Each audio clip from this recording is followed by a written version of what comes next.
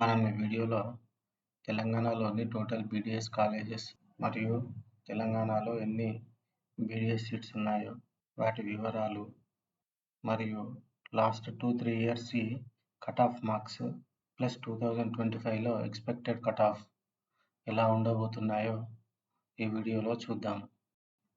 మనకు తెలంగాణలో టోటల్గా 12 బీడీఎస్ కాలేజెస్ అయితే ఉన్నాయి.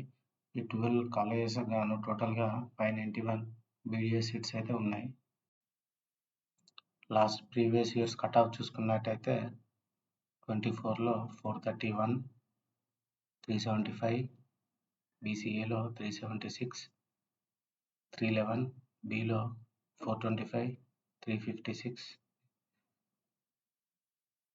బీసీడీలో 419, 364, బీసీఈలో 427, 369, ఎస్సీలో 380, 331, ఎస్టీలో 389, 320.